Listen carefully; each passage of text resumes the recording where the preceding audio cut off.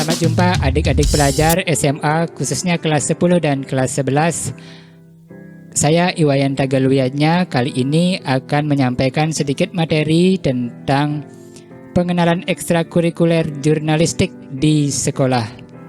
Mungkin ada yang beranggapan bahwa yang mengikuti ekstra jurnalistik itu adalah bagi orang-orang yang pintar wawancara ataupun hanya bagi orang-orang yang berminat bekerja di ataupun berkecimpung di sektor media.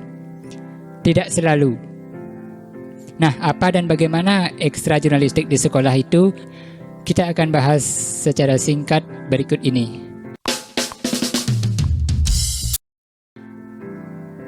Penyelenggaraan ekstrakurikuler pada satuan sekolah ini secara umum diatur dalam Permendikbud nomor 62 tahun 2014 tentang kegiatan ekstrakurikuler pada pendidikan dasar dan pendidikan menengah.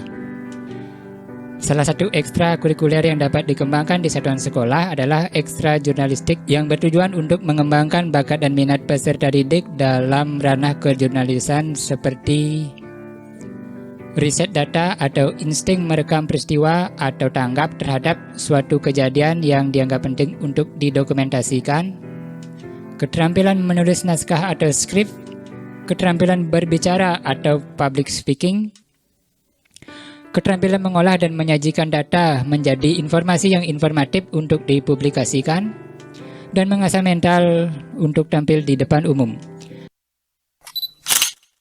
Nah, apa itu jurnalistik?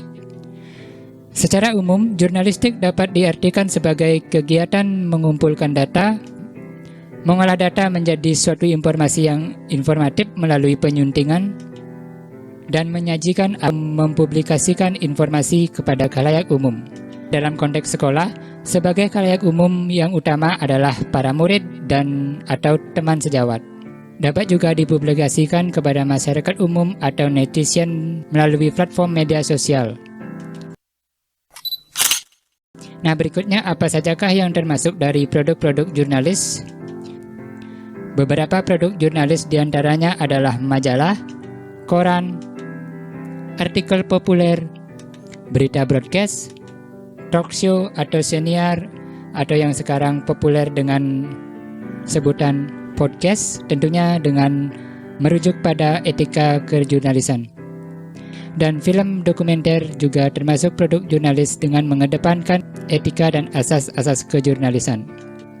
Majalah adalah suatu bentuk publikasi periodik yang berisi artikel, berita, dan informasi tentang topik tertentu seperti pendidikan, ekonomi, olahraga, kesehatan, atau gaya hidup, dan lainnya.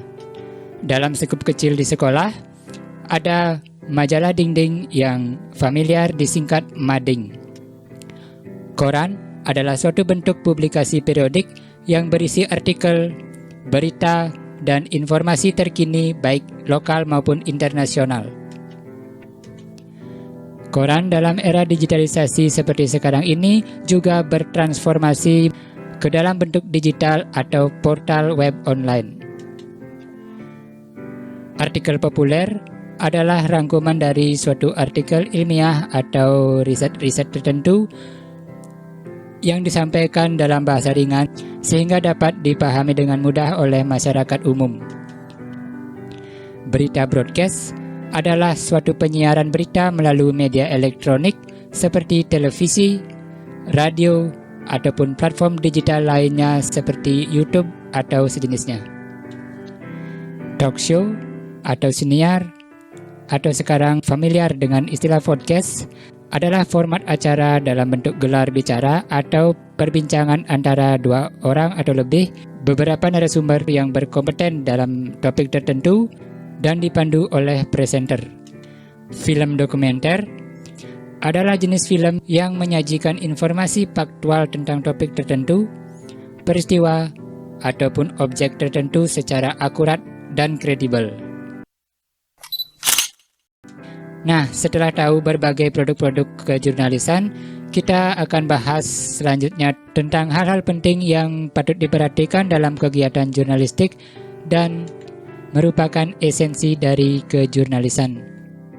Dalam kejurnalisan harus memperhatikan dan menerapkan kaidah-kaidah atau etika jurnalis yang diantaranya adalah kebenaran dan akurasi, yakni informasi yang disajikan berdasarkan fakta dan akurat.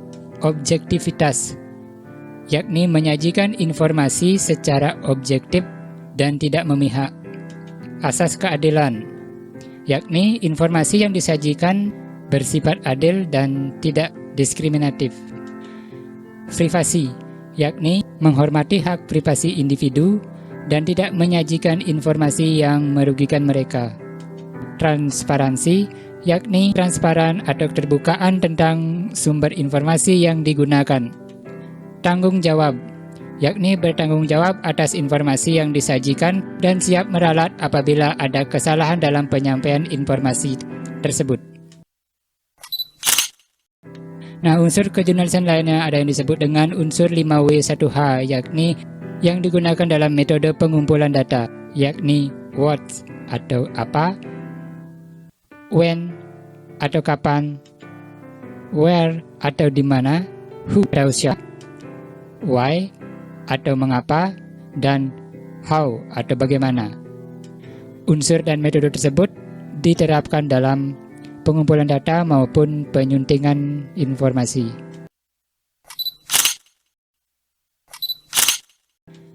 Berikutnya, unsur yang tak kalah penting adalah bahasa kamera, yakni cara komunikasi visual yang digunakan dalam pembuatan film dokumenter atau fotografi atau dokumentasi untuk menyampaikan pesan, emosi, atau cerita, atau latar belakang suatu kejadian.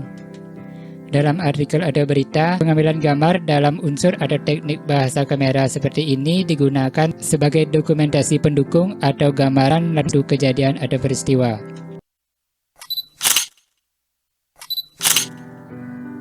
Yang terakhir, yang tak kalah penting juga dalam ranah kejurnalisan adalah dalam penulisan, yakni menggunakan struktur piramida terbalik, yakni struktur penulisan yang menempatkan informasi paling penting di awal, kemudian baru diikuti dengan informasi pendukung lainnya. Struktur piramida terbalik ini biasanya terdiri dari pembuka, yakni informasi paling penting dan yang dapat menarik perhatian pemirsa atau pembaca. Tubuh berita, yakni bagian yang menyajikan detail berita atau informasi pendukung lainnya yang berkaitan dengan topik yang dibahas. Penutup, yakni bagian yang menyajikan kesimpulan atau ringkasan dari suatu berita. Nah, manfaat dari struktur penulisan piramida terbalik dalam kejurnalisan ini, selain untuk menarik perhatian pemirsa atau pembaca, juga untuk memudahkan redaktur dalam memotong bila ada perubahan durasi atau panjang berita, sehingga direktur tinggal memotong naskah dari bagian paling akhir dan tidak akan mengurangi inti dari berita. Nah, pastinya akan seru dan menambah wawasan kalian apabila langsung terlibat dalam kegiatan ekstra kejurnalisan atau ekstra jurnalistik ini. Tapi, apa sajakah manfaat keterampilan kejurnalisan dalam kehidupan sehari-hari? Tidak mesti menjadi wartawan. Keterampilan kejurnalisan dalam public speaking dapat menjadi MC, moderator seminar atau debat, YouTuber atau konten kreator lainnya. Begitu pula keterampilan dalam menulis naskah dapat menjadi penulis artikel, penulis naskah konten, atau admin sosial media atau admin portal web dalam perusahaan ataupun instansi.